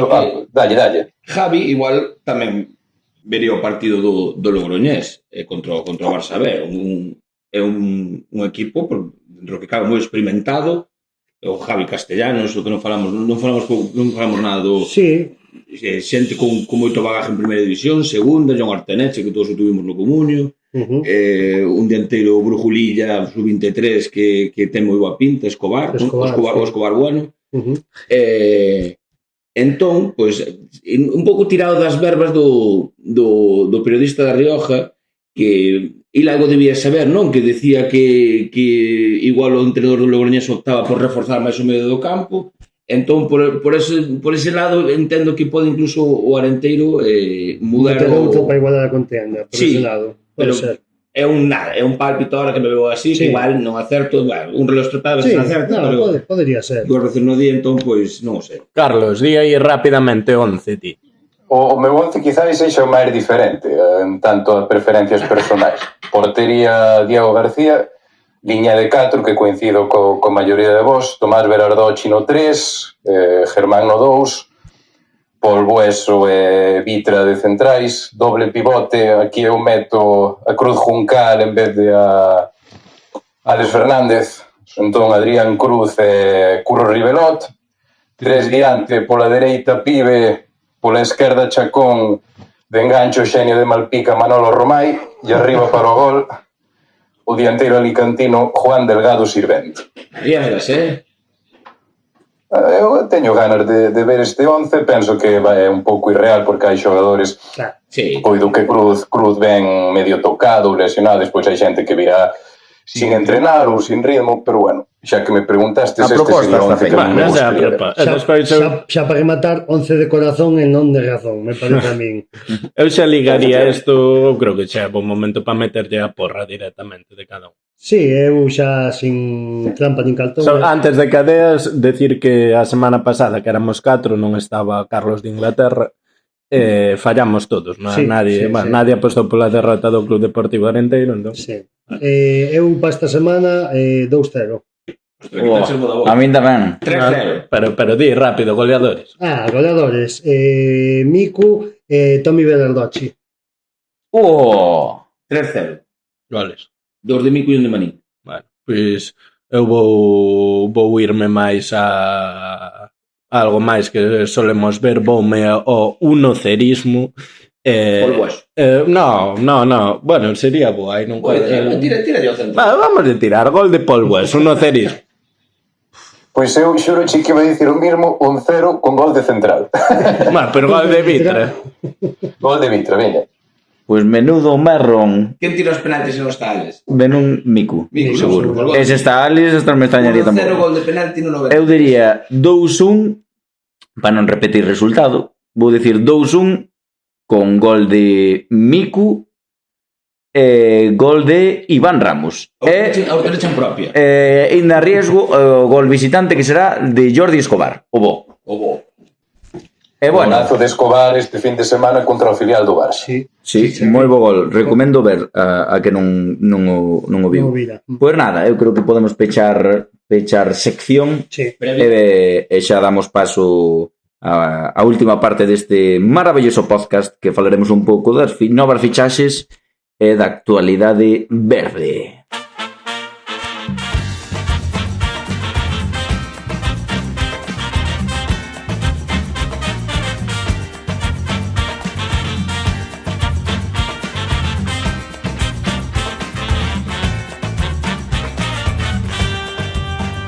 Pois aquí estamos xa nesta última parte do podcast. Última parte, pero aquí siguen comendo tetilla. Aquí andamos. E eso cargalletas xa se acabaste hai media hora. Ora é queixo. Pois nada, carallo, despistoume o Carlos. Pois nada, esta última semana tuvemos dúas novas fichaxes, dúas novas incorporacións, como son a de Luis Chacón, procedente do Racing de Ferrol, e o xoven xogador argentino de 20 anos, procedente de Newell's, Tomás Berardochi. Pois sí, son as dúas novas incorporacións de Club Deportivo Arenteiro. Que isto que escoito debe ser timidaos, non? Debe ser, non? Debe de andar por aí. E bueno, comentar un pouquiño que un rapaz que naceu en Pontedeume, e bueno, empezou a súa carreira xa novo no Racing de Ferrol.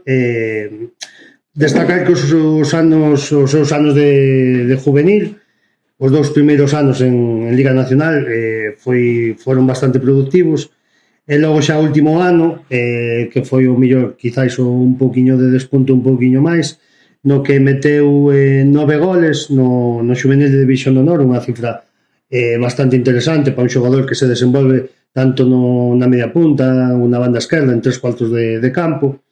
En esa mesma tempada debuta co primeiro equipo, co Racing de Ferrol, que por esas estaba nunha terceira división donde coincidía con o Club Deportivo de Arenteiro precisamente, e no que xogou un partido e marcou o gol. Cabe decir que foi ante o Ribadumia. As súas dúas temporadas seguintes pasou cedido no Unión Deportiva Somozas de Ferrol tamén, na terceira división, facendo 9 goles nesas dúas campañas, e a partir de aí xa volve o Racing de Ferrol e xa xoga unha primeira temporada na que non tuvo demasiados minutos, e esta segunda xa foi a da súa confirmación, metendo 5 goles moi importantes, como a falta de 3 xornadas na casa contra o Badajoz nos últimos minutos, facendo 2-1, que lle daba a oportunidade ao Racing de Ferrol de depender de ese mesmo para ascender ao fútbol profesional, onde está este ano, e facendo moi ben, como antes xa comentábamos con Rubén.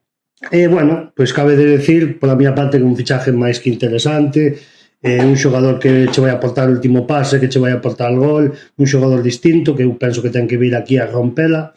Xa o ano pasado xa se lle vían trazas da clase de xogador que podería ser, e bueno, a verdade que este é un fichajazo para o Club Deportivo Arenteiro, é un fichajazo para o noso entrenador Javi Rey, que seguramente estará moi contento con esta incorporación e bueno, pois esperemos que nos dé moitas grandes alegrías aquí no Espiñedo. Sí, a verdade que o fichaje é ilusionante, un rapaz, a verdade que miúdo non é moi corpulento, pero dotado de unha técnica bastante boa, non? Xa vimos facer o que eu distí, facer un par de goles co Racing, gozou de bastante continuidade o ano pasado, non recordo ben se foron 26 30 partidos 30 partidos xogados, 18 de titular, que son números para desdeñar, sobre todo nun equipo que acadou o campeonato e ascendeu á segunda división do fútbol español. Entón, pois nada, agardamos que se poña pronto en forma e ver a súa fantasía polo verde do Templo. De feito, destacar que bueno, digamos, máis que en boa parte do mercado, en parte do mercado sonou para equipos como podía ser o Depor, non? Directamente. Sí. Que prácticamente dos planteles con máis forza neste mercado de fichaxes de primeira red. Sí, quizás aquí é o mellor exemplo que podemos dar de cando se refería tanto a Alex como o Javi Rey dun mercado longo, non? De que iban a aparecer este tipo de xogadores que ao final por unhas ou ben por outras non se decidiron a firmar antes por ningún clube e apareceche esta opción e penso que é moi e máis que interesante, non si, Carlos?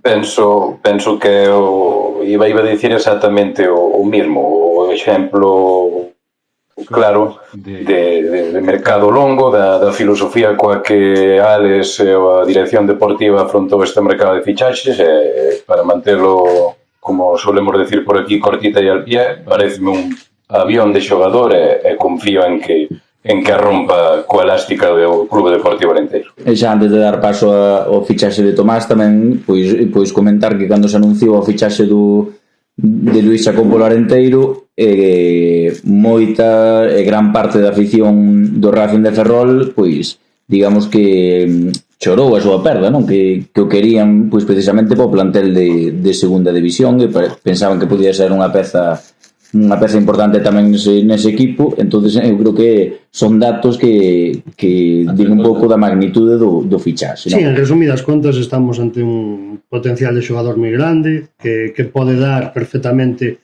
o salto ao fútbol profesional e eu non teño dúbidas de que vai facer un gran ano en Club Deportivo Arenteiro e eso ao final que poida significar que sexa a salvación do clube como creo que vai ser o buque insignia ou debería de ser do equipo.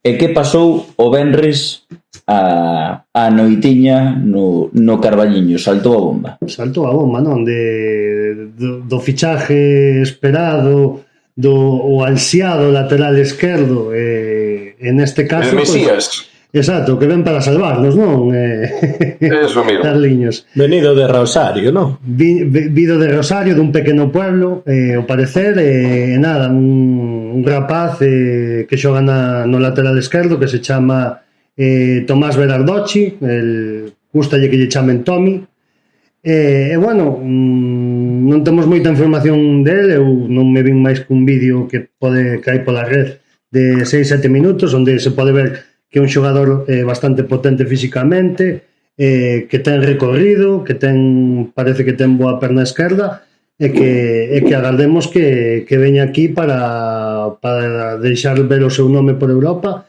e que pensamos que pode vir a aportar. Sí, o que podemos esperar, pois,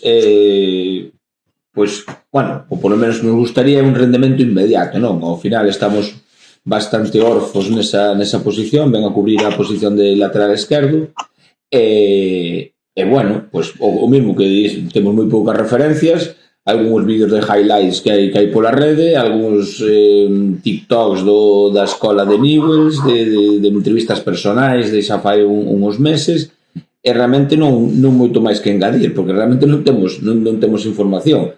Confiamos en que veña rodado, que veña cun físico pois óptimo para poder axudar o equipo e sen máis.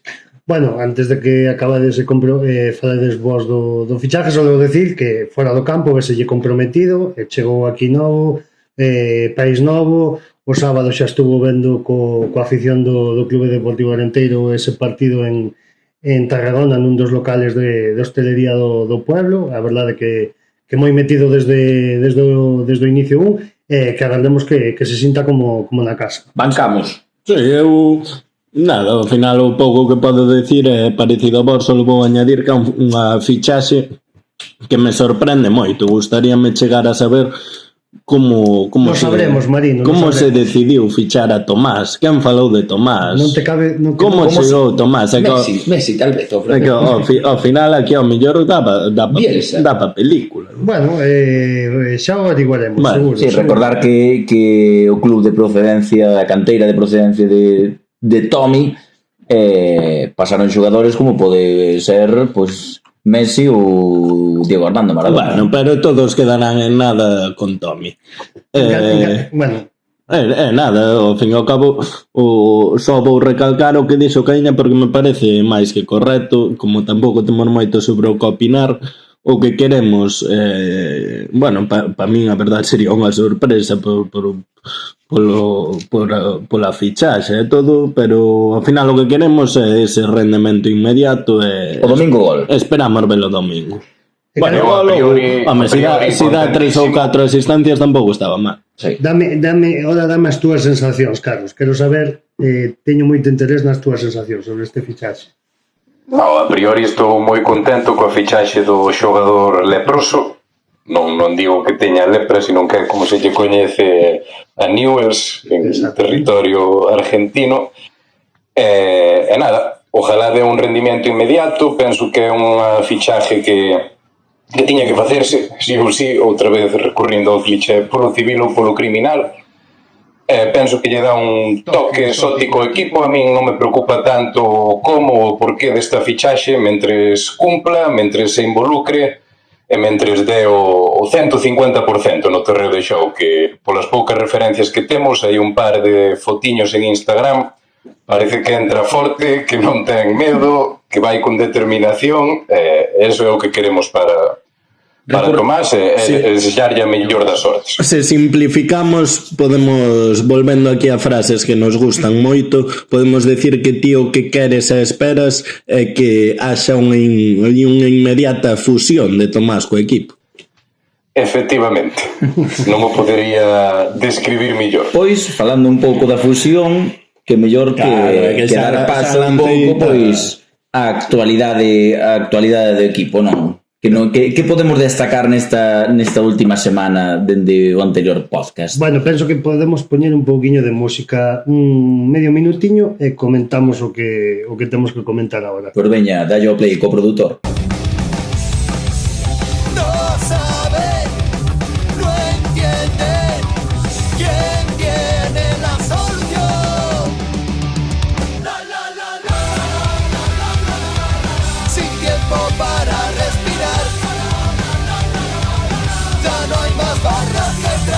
Pois, xa como última sección de actualidade verde semanal, creo que non hai mellor maneira de comezar esta última parte, lembrando ditas verbas. O tema de que en 5 semanas ou en 6 semanas vai ser o primeiro partido de Liga e de momento ainda non se fixo absolutamente nada. Aquí eu vou reconocer que vos sodes moi optimistas, pero eu son bastante pesimista no aspecto de que o primeiro partido que vai ser, o primeiro partido é o 27 de agosto ou 28, o último fin de semana de agosto en Tarragona, o primeiro partido de Sociedade Deportiva Logroñés, primeiro fin de semana en septiembre en Espiñedo. Eu, Carlos Corral, digo que non vai haber grada supletoria no Municipal de Espiñedo. Verbas reproducidas por Don Carlos, ex de Escocia, un xoves 26 de xullo nos propios micrófonos do bar da cantina. Despois dunha intensa tarde aquel día. Exactamente, tarde-noite, e que, pois, parece que se ven de confirmar e que todo parece indicar de que este domingo primeiro partido de Liga na casa contra ese de Logroñés parece que non haberá grada supletoria porque a día de hoxe martes miércoles pois todavía segue o Muro en pé. Eu, antes de darlle a palabra a Carlos, que creo que é o que o merece, simplemente Carlos, Un aplauso. Bueno, xa será menos. Xa será menos. Pois sí, parece que que falen desde Inglaterra. O tema basicamente foi unha pedrada, un triple desde o centro do campo, conocendo un pouco, tirando un pouco de prejuicio, non? Conocimiento acerca do modus operandi desta xunta directiva, acerca de outros temas e de outras gestións que se fixeron non só este verao, sino en temporadas pasadas, estando ascendidos. Penso que desde mediados de abril ou principios de maio, da igual, levamos 3-4 meses ascendidos bueno, estaba bastante seguro de que iban liar de algún xeito, liaron a deste. Bueno, hai xente que comprou o abono pa supletoria, haberá supletoria tarde ou cedo, pero non pa o primeiro partido, que era o que foi a miña pedrada aquela noite do 26 de xullo. E xa para rematar a miña contribución nesto a título persoal, destacar que eu estou contento porque polo menos o Muro vai poder disfrutar dun partido de Primeira Federación, que ese Muro leva máis anos que a nos aí e hai que terlle un certo respeto. Pero tiña seguridade porque non iba a haber grada ou como citaba o finado Andrés Montes, foi un plan Vilma, ábreme la puerta. Eu diría que tiña a mesma fiabilidade cando dixen esas verbas que un mono con dúas pistolas. Eso pode dicir todo. Non vamos ahora a incidir no estado do tertuliano naqueles momentos. Había moito grilo de fondo, como se pode recuperar nesa entrega. Coido que foi a entrega 4. A cuarta, sí, a entrega número 4, que foi a entrevista con Argimiro Marnotes, ese podcast. Ben, pois a toro pasado e como ben dís, vendo como se suceden a actualidade do Arenteiro, léase camisolas, merchan, etc., obras de mellora, pois ao final o triple ese que ti dis desde o medio do campo, ao final acabase semellando máis a pescar nun barril. Tiñas poucas posibilidades de equivocarte, non? Entón, pois, agora, entrar a valorar isto, pois, creo que coincidiremos todos en que isto é unha total e absoluta chapuza. Bueno, eu creo que se lle deu un voto de confianza xa a nivel de bastantes cousas, como pode ser o merchandising, como pode ser o que foron o tema das redes sociais, como é o tema da grada supletoria, e moitos aspectos máis nos que se pode incidir. Eu creo que se lle deu un voto de confianza, que se deixou traballar, pero que realmente pois volveu a acontecer o que aconteceu en temas anteriores de temporadas anteriores, ¿no? Bueno, o que pasa é que eu creo que sí, que o hai que criticar porque este é algo un pouquiño diferente, porque están postos a vendo os carnés, a xente se apagou en teoría para ter unha entrada que non vai poder ter. Entón, pois, a verdade é que eu penso que é un erro grande que hai que criticar. Ao final as cousas non se poden deixar pasar. A estas alturas da semana, ainda non, precisamente a información esta témola por outros medios, que nin sequera polas redes oficiais do clube. Exactamente, esta información témola porque unha persona achegada ao bar da cantina acercouse hoxe as inmediacións de Espiñedo, como se puido ver nas redes sociais do bar da cantina. Temos documento gráfico onde se ve perfectamente que sí que hubo unha obra de allanamiento dos terreos, pero que de momento o muro, que se supón que é o primeiro que terán que derribar para poder comezar ca estrutura da grade supletoria que a coberta, pois o muro sigue en pé. Bueno, curiosa a expresión de allanamiento dos terrenos. Podes elevar un pouco a... Para min é unha charlotada de carallo. É xa o culmen do verao na asamblea, que creo que foi a principios de xullo, non sei se foi o día de San Fermín ou por aí. Dixéronse foi o día do promesas, fixéronse moitas promesas, dixéronse tamén que se iba a sacar unha app, unha aplicación para ter o carné digital no móvil, non sei que, dixéronse que as camisetas iban tardar 40 días porque se estaban cerrando contratos con posibles sponsors e a camiseta tiña que enviarse a Italia para que capa a fixera e non sei que. Tamén díxose que se iba a poñer unha sopletoria de 100 metros de largo con estrutura para cubrirla distinta, para que non fixera efecto vela, e non sei que, non sei canto, e bueno, unha sucesión de acontecimientos completamente kafkianos. Dentro de perdona só un segundo, que dentro de todo o que citas, non citas o que acabou sendo a pregunta máis relevante da asamblea. Bueno, porque esa pregunta por parte dun antigo membro do famoso grupo Os Liborianos, esa pregunta foi quizá a única que quedou clara a resposta por parte da xunta directiva. Eu a verdade que... Pregunta a altura da Real Federación Española de Fútbol. Eu o certo é que a única palabra que me sale con todo isto é a palabra decepción, nada máis e nada menos. A clave de Onda Marino, ti vendiches uns abonos, desde o momento que ti vendes esos abonos contas con que esa grada este pactada ou este pechada de alguna forma, e se ve que non, por H ou por B, non quero saber, nin me interesa ahora mismo o cabreo que se pode ter o motivo. Bueno, igual sí, vamos a... Bueno, exactamente, estamos dando a información de que non se vai chegar en plazo, pero non estamos dicindo por que non se vai... De quen é a culpa? É culpa dos terrenos, é culpa nosa que non licitamos no, vamos a ver unha cousa. Pero por lo menos dá información ao socio, dille algo. Non acalada por resposta é que a xente vai ali e ni sequera este a excavadora. É que... No, ou que as frases, non sabedes a de problemas que... No, pero cales. No, é que me dá igual que sexa problema do club, que sexa problema de quen sexa, de fulanito de tal ou de fulanito de cual. Ti, o 19 de abril, ascendiches a primeira ref, ti desde ese momento xa terías unhas ideas, e tu eches 4 meses para executalas, vendiches ou sacaches unha campaña de abonados onde diches a posibilidade de anunciaches que iba a haber unha grada supletoria e chegas a primeira xornada e non hai.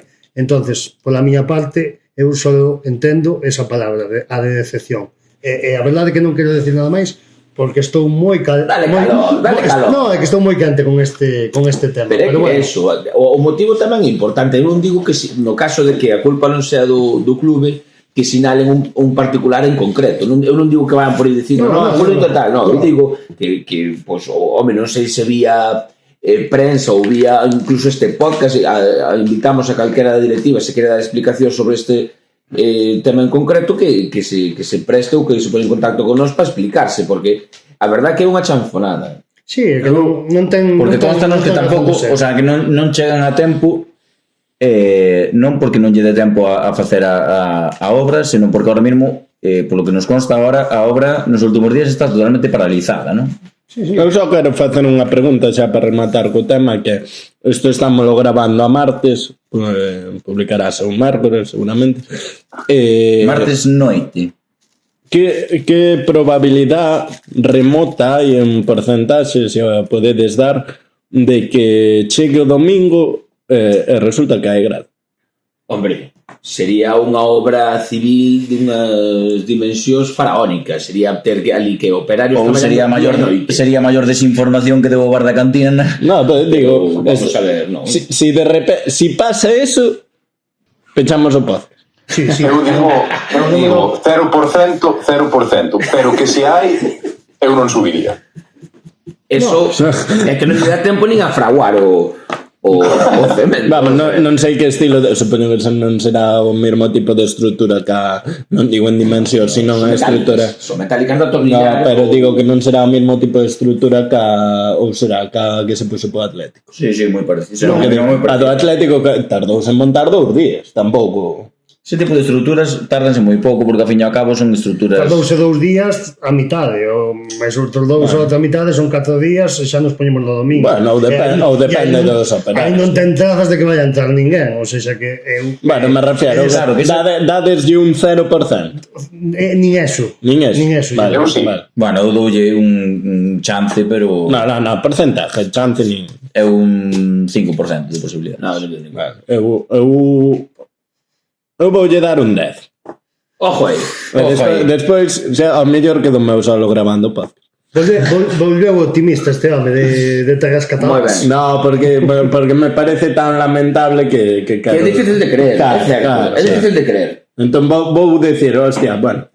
É certo, eu son un pouco do teu pensamento, pero ao final os feitos están aí, Pero bueno, xa rematamos, non? Sí. Eu antes de rematar quería pois dar unha información que este sábado 2 de setembro no campo dali do Salgueiral Leiro, no San Bartolomeu, xogase o primeiro torneo Memorial Luis Sobrino con 4 equipos participantes, neste caso o Salmón de Bucéfalos de veteranos, o Barbantes, o Layas e o Leiro, todos equipos de veteranos para honrar a memoria pois de Luis Sobrino. Creo que pois como é xogador do Arenteiro é un dato a dar, sí. Nada, eu convido a todo o mundo que queira que se acerque ali, que vai haber partidos a partir das 4 da tarde. De feito, pareceme, ahora que nomeas isto, eu non tiña coñecemento sobre isto, pareceme unha iniciativa moi interesante por parte destes clubes, fai cuestión de, non sei, un mes, unha cousa así, unha persona a través do Instagram deunos a proposta de que o trofeo, bueno, que xogamos contra o Lugo da Festa do Pulpo, da Festa do Pulpo se poidera convertir nun memorial a Luis Sobrino. Alégrame ver que xa se adiantaron a isto e pareceme unha gran iniciativa. Vale, pois ao fin e ao cabo repito as palabras, sumo marvas as palabras, perdón. Xa para cerrar, sí que quería decir que a semana pasada prometemos esta sección de pecho, que pasa que como este programa se foi moi largo, voume agardar para o seguinte, ademais porque teño aí algo máis ou menos preparado. Faltame escoller a música, que a verdade quero que sexa entre todos, hai que añadir eso. Entón vou cerrar con promoción, porque non houve promoción, non, vai ser unha promoción moi rápida, porque esta non fai falta nin xustificala, que mañá toda a audiencia ás 8:30 a Plaza de San Ramón a ver o concerto dos Escadelos. Opa, Bueno, pois ademais de vernos no San Ramón, onde nos vemos? Como sempre, Na cantina. Unha aperta.